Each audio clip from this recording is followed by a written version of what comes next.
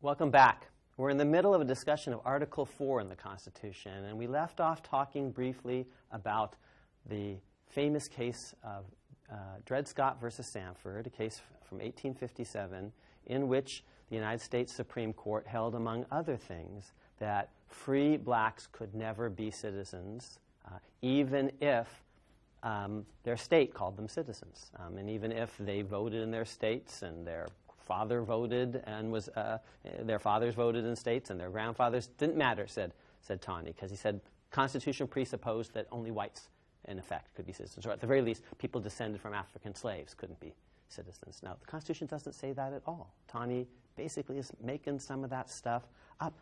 What arguments did he give? Well, he gave some historical arguments that, of course, the framers of the Constitution did not contemplate blacks as equal citizens, but that's just false. They absolutely did. And actually in Massachusetts, they made a big deal of the fact that blacks were equal citizens. And they rejected the state constitution, a proposed constitution, in 1778 precisely because it had race tests. Well, here's another thing that he said. Gee, if blacks were citizens, that would mean that they could come from the north down to the south, and they would be entitled to all the privileges and immunities of citizens, and those privileges and immunities would include, for example, freedom of speech, freedom of assembly, the right of freedom of religious worship, the right to have guns and carry them around. In other words, he thought that the privileges and immunities of citizens basically included stuff that today we would call the Bill of Rights. Stay tuned on that one. We're going to talk a lot about the Bill of Rights and how it originally applied only against the federal government and eventually came to be applied against the states thanks to the 14th Amendment that uses the same words that you first see in Article 4, privileges, immunities, citizens. So stay tuned. But the thing to remember about Article 4 is it didn't quite tell you that if you went from one state to another and you were a citizen, that you got to carry with you all the rights of your home state. Not quite. What did it say? It said that the new state, the state that you were traveling into, couldn't treat you as an outsider. They had to treat you as an insider. But treating you as an insider doesn't necessarily mean that you're going to get everything you want. Here's what it does mean. That if a person who's just, say I'm a Connecticut person, I go to New York. If a person who's just like me, who happens to be from New York, can own a piece of property, then I can own that piece of property. If they can open up a business, then I can open up a business. If they can have free speech or religious worship, then I can do that. New York has to treat me when I'm visiting New York basically as a New Yorker for almost all purposes, for purposes of civil rights. There's a limit. They don't have to let me vote in a New York election or serve in a New York legislature or jury or militia. Political rights are excluded from the privileges and immunities that New York has to give me. Civil rights, yes. Political rights like voting, no. But what civil rights do they have to give me? Equal civil rights with their own folks. So, for example, if a woman, let's imagine that a state, a woman goes from Connecticut to New York. Now, does she get to vote in New York? Of course not, because actually no one just visiting New York gets to vote, but also because New York women don't get to vote in the 19th century.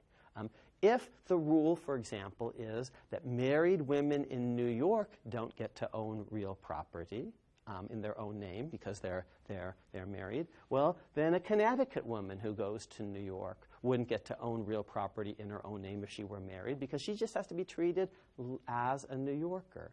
So Tawney was afraid that if blacks went down to the south, they'd have to be able to have a right to have guns, because if they had a right to have guns in Massachusetts and free speech in Massachusetts and religious liberty in Massachusetts or Connecticut, when they went down to South Carolina, that they get all those rights. No, what they would get is the rights of South Carolina free blacks, which might not be very extensive. So they would basically have the right to be treated as South Carolinians and so Article 4 was basically a ban on discriminating against out-of-staters as such, discriminating against someone just because they were from Connecticut rather than New York. Article 4, when it talks about privileges and immunities of citizens, is just a kind of interstate equality idea. There are some other interstate ideas in Article 4 somewhat similar. If a state court renders a judgment between two people in Connecticut. A sues B, A wins, B has to pay up. Then New York is supposed to give that state judgment full faith and credit. And especially after Congress implemented that in a statute, and Article 4 provided for congressional implementation, that meant that if A sued B and A won, and B basically doesn't have very many assets in New York, in Connecticut, A sues B in Connecticut, and B loses, but all of B's money and property is in, almost all of it is in New York, A can go over and get New York courts to basically follow that judgment and use B's assets in New York to satisfy that Connecticut judgment. New York is supposed to give Connecticut judgments full faith and credit. Treat a Connecticut judgment the same way, in effect, it would treat a New York judgment, in which it would generally give that New York judgment full effect, full faith, and credit. Okay, so we've begun to talk about race and who counts as a citizen. Unfortunately, the Constitution isn't crystal clear on what it means to be a citizen.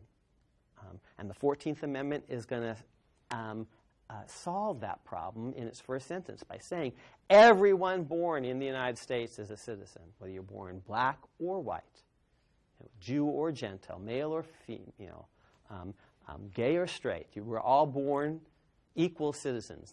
And that's going to be an important idea that the 14th Amendment is going to add, because the Constitution talked about citizenship but wasn't completely clear on what it meant. Women, for example, and here's what it didn't mean. It didn't mean in order to be a citizen you didn't have to vote. Women, for example, didn't vote at the founding, but they were treated as citizens under Article 4. They got to sue and be sued in court under diversity jurisdiction, which is a provision of Article 3 that says citizens of one state can sue citizens of another state, and women were always counted for that purpose. So to be a citizen doesn't mean you get to vote. You're born a citizen if you're born in the United States on the day of your birth, but that doesn't mean you're a voter. You get, in effect, civil rights, but not political rights. You have all sorts of rights, but not necessarily rights to vote or to hold office or to serve in a jury or a legislature. Those political rights are treated as different from the general civil rights of citizens. Think about a woman. An unmarried white woman has all sorts of rights in most states, of religious worship, of free speech. She can own property in her own name, but she has all sorts of civil rights, but not political rights, not yet. Stay tuned. We're going to find out how and when women did get political rights later in our lecture series.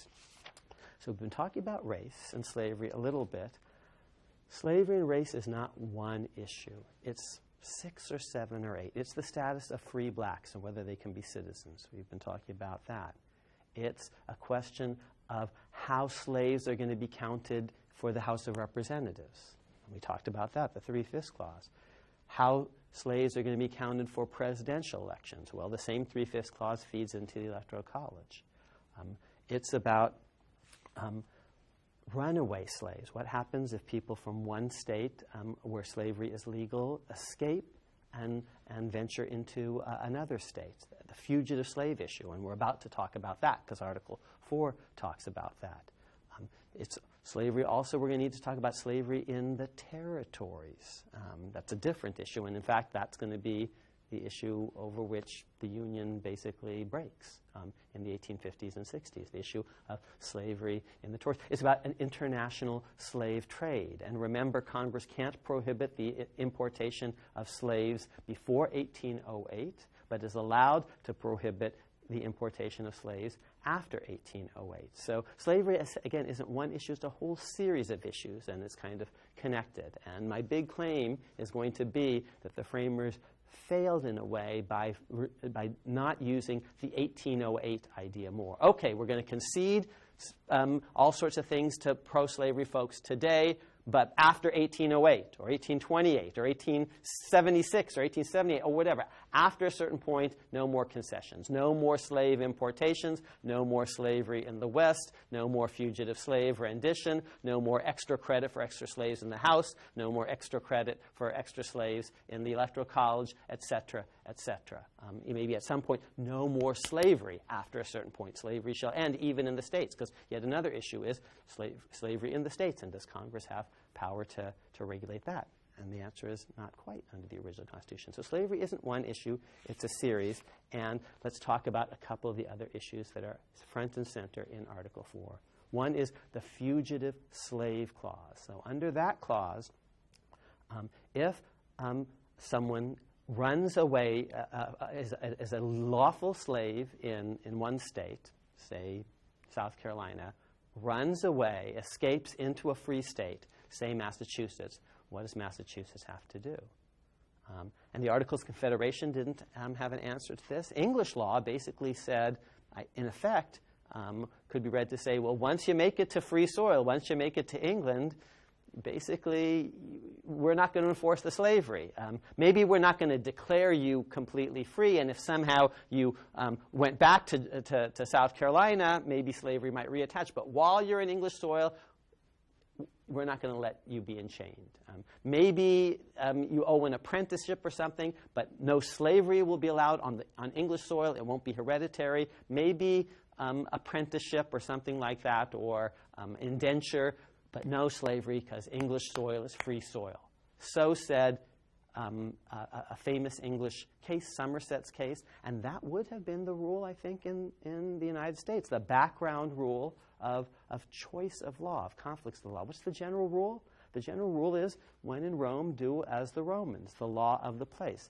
In Wyoming, you're allowed to drive 80 miles an hour, maybe, but when you come to Connecticut, it's 55. And if you want to drive 80, go back to Wyoming. Slavery might be legal in some places, but not in others. And if a slave escapes, then it's to a free place, then it's the law of freedom. That's what the background rule might have been understood to provide. But Article 4 says, no, the slave state, a free state, first, can't free the fugitive slave, can't declare the person officially free. They have to give, basically, they have to respect the slave state's law on this. Not only can't they officially free the fugitive, they have to actually send the fugitive back to the slave jurisdiction if they're convinced that the person is really a fugitive slave, as opposed to a free black person in the case of mistaken identity, or someone who had been previously freed, previously emancipated in the slave jurisdiction. So they only have to send them back if they really are a fugitive slave. And in that way, it could be seen as a bit of a compromise between slave state interests and free state interests. The slave states basically get their slave back, but the free states get to apply their own procedures for determining whether this person really is an alleged fugitive. And by the way, if you didn't have that provision, there's another provision of Article 4 that says anyone charged with a crime by one state has to be extradited, and who's found in another state has to be extradited back to the charging state. And if you didn't have a fugitive slave clause, maybe the South could have said, okay, fine, we're going to charge this person with a crime. We're going to charge the person with the crime of having stolen the horse that he escaped on, because that was the master's horse. Having stolen the clothes and the shoes that he was wearing, because that was the master's clothes and the master's shoes. Having stolen himself, because he himself is slave property. And under the fugitive from justice provision, the criminal justice provision, the northern state would just have to send them back down south for adjudication as to whether they really committed those crimes. But the fugitive slave clause, I think, fairly read, said, no, actually, the northern states are going to get a little bit more as part of this bargain. They're going to be able to decide for themselves whether the person is truly a fugitive slave or not. At least that's how you could have read the Constitution in pro-freedom ways, anti-slavery ways. The Taney Court is going to read these provisions in very pro-slavery ways. They're going to actually insist that northern states send people, alleged fugitive slaves, sort of back without being able to follow fair procedures. They're going to uphold congressional laws implementing the Fugitive Slave Clause, even though there's no express power in Article 4 for Congress to implement the Fugitive Slave Clause. But Congress passes laws, and the law of 1850 is going to say the alleged fugitive slave, he's only alleged, can't testify in the northern proceeding, can't call witnesses, doesn't have a lawyer, and the judge who decides that, the magistrate, will be paid more if he decides the person's a fugitive slave than if he decides the person's free in a case of mistaken identity or something. So it's a dreadful law. The North is really going to rebel against it. It's going to be one of the precipitating factors in the Civil War, the Fugitive Slave Clause, which gets implemented in pro-slavery ways. It's pro-slavery in its bones to some extent, but it gets implemented in even more aggressively pro-slavery ways by Congress and the Tawney Court. But the real issue that precipitates the Civil War, the real race and slavery issue, isn't the fugitive slave issue. There are not that many fugitive slaves. It's the issue of slavery in the territories. Before I say, and that's an issue that was involved in the Dred Scott case. In the Dred Scott case, the slave Dred Scott from Missouri is taken by his master to free soil in the North, the Union territory, and then returns to Missouri. And he says he's been freed because his master took him onto free soil. Now, you might wonder why the Fugitive Slave Clause didn't apply in this situation. Dred Scott didn't run away. He wasn't a fugitive. So his master voluntarily took him onto northern free soil. And so the Fugitive Slave Clause doesn't apply. So that's yet another issue. The issue, we talked about all the issues of slavery. Here's another one. What about someone, a master voluntarily taking a slave from slave soil to free soil? Well, here's what the Constitution says about that. In Article 4, Congress has sweeping power to regulate the federal territories. And Congress, exercising that power in the first Congress, said no slavery in the Northwest Territory, north of the Ohio River. That's federal territory. It's not yet a state, but there won't be slavery allowed there. And everyone who voted for the Constitution understood that that could happen, anticipated that. People like James Wilson actually bragged that that's what would happen. That's what did happen. So there's no rule in the Constitution that Congress has to allow slavery in the territories. Basically says Congress gets to choose. It could have been even more pro-freedom. It could have said no slavery in the territories will be permitted. No slavery after 1808 will be permitted, or after 1828 in the territories. It didn't say that. It said Congress can choose. But in the Dred Scott, and Congress did choose to eliminate slavery from the Northwest Territory in one of the very first statutes Congress ever passed, the Northwest Ordinance Act. I think it's the 7th or 8th statute passed by Congress in 1789. And Congress will later exclude slavery from an area north of a certain line in the Missouri Compromise. But Tawney is going to come along in Dred Scott and say, you know what?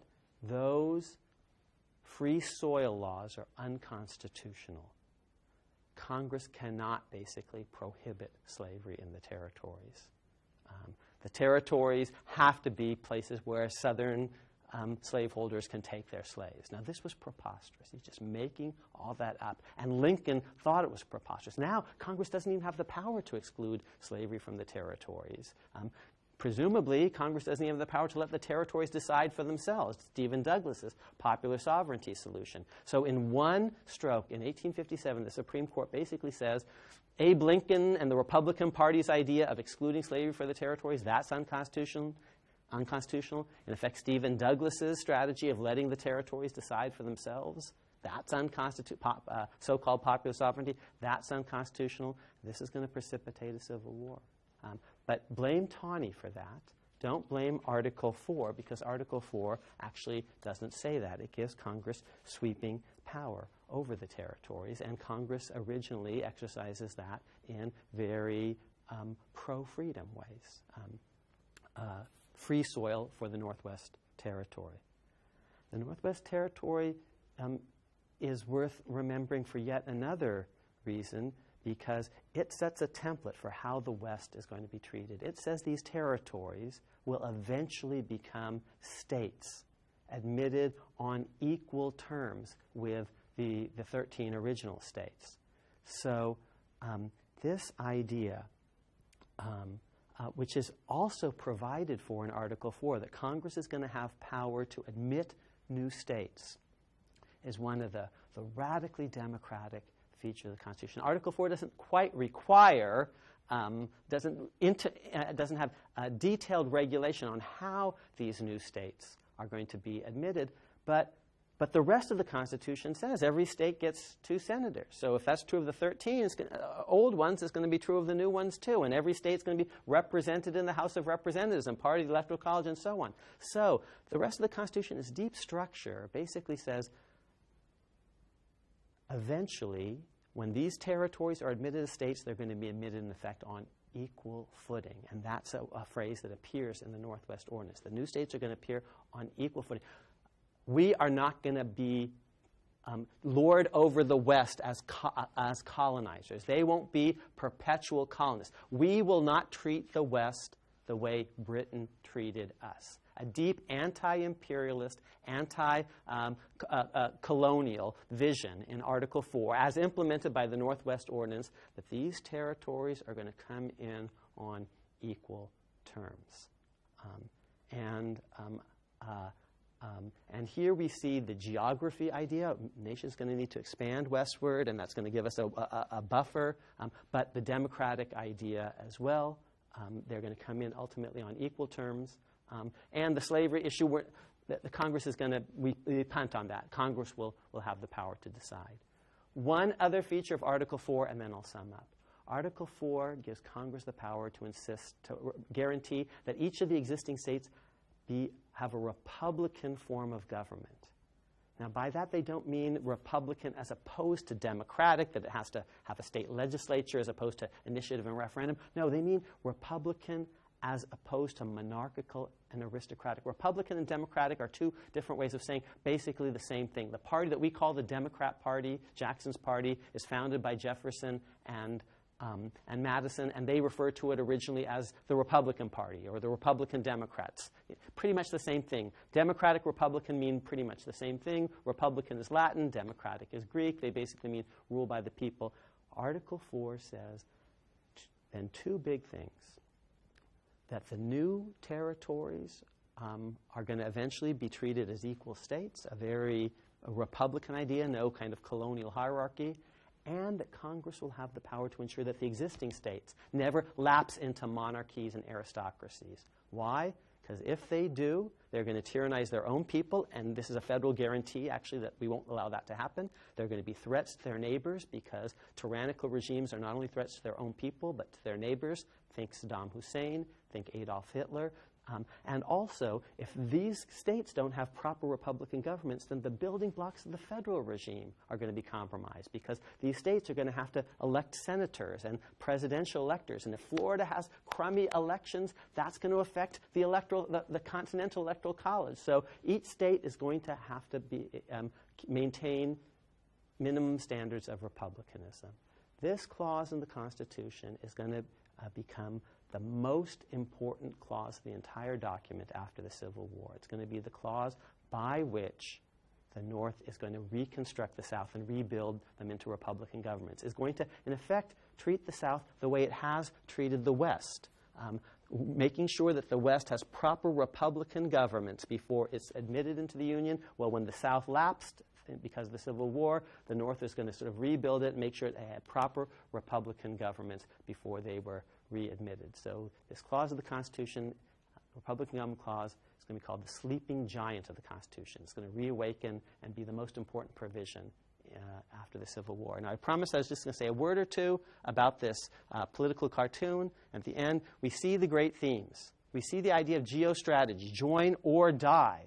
America, these colonies border on each other. They actually have to work together. This is a vision of the colonies sort of working together.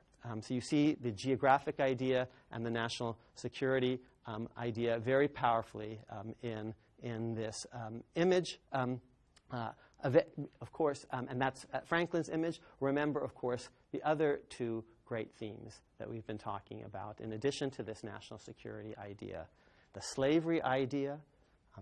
Can South Carolina really get along with New England, given that New England is anti-slavery and South Carolina is pro-slavery? That's going to be a big question. And the democratic idea. Will this union hold if it's really divided against itself, if some parts of it are pro-slavery and fundamentally anti-Republican, that don't respect equality and free speech and free press and religious liberty? That's ultimately going to be the crisis of a house divided. We're going to talk a lot about that in later lectures, so stay tuned.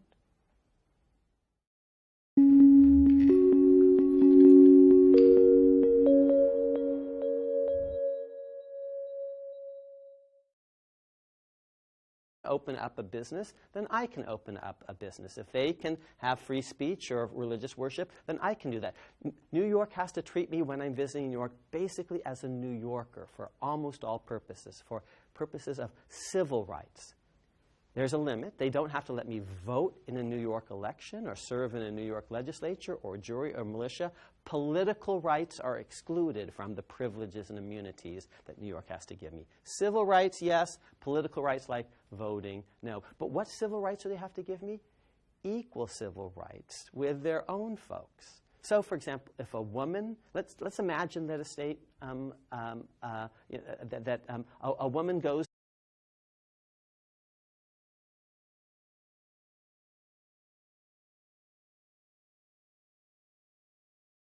Welcome back. We're in the middle of a discussion of Article 4 in the Constitution, and we left off talking briefly about the famous case of Dred Scott versus Sandford, a case from 1857, in which the United States Supreme Court held, among other things, that free blacks could never be citizens, even if their state called them citizens, and even if they voted in their states and their father voted and their fathers voted in states and their grandfathers, didn't matter, said Tom. Down to the South, and they would be entitled to all the privileges and immunities of citizens, and those privileges and immunities would include, for example, freedom of speech, freedom of assembly, the right of freedom of religious worship, the right to have guns and carry them around. In other words, he thought that the privileges and immunities of citizens basically included stuff that today we would call the Bill of Rights. Stay tuned on that one. We're going to talk a lot about the Bill of Rights and how it originally applied only against the federal government and eventually came to be applied against the states thanks to the 14th Amendment that uses the same words that we first see in Article 4, privileges, immunities, citizens. So stay tuned. But the thing to remember about Article 4 is it didn't quite tell you that if you went from one state to another and you were a citizen, that you got to carry with you all the rights of your home state. Not quite. What did it say? It said that the new state, the state that you were traveling into, couldn't treat you as an outsider. They had to treat you as an insider. But treating you as an insider doesn't necessarily mean that you're going to get everything you want. Here's what it does mean. That if a person who's just, say I'm a Connecticut person, I go to New York. If a person who's just like me, who happens to be from New York, can own a piece of property, then I can own that piece of property. If they can, because he said Constitution presupposed that only whites, in effect, could be citizens, or at the very least, people descended from African slaves couldn't be citizens. Now, the Constitution doesn't say that at all. Taney basically is making some of that stuff up. What arguments did he give? Well, he gave some historical arguments that, of course, the framers of the Constitution did not contemplate blacks as equal citizens, but that's just false. They absolutely did. And actually, in Massachusetts, they made a big deal of the fact that blacks were equal citizens. And they rejected the state constitution, a proposed constitution, in 1778 precisely because it had race tests. Well, here's another thing that he said. Gee, if blacks were citizens, that would mean that they could come from the north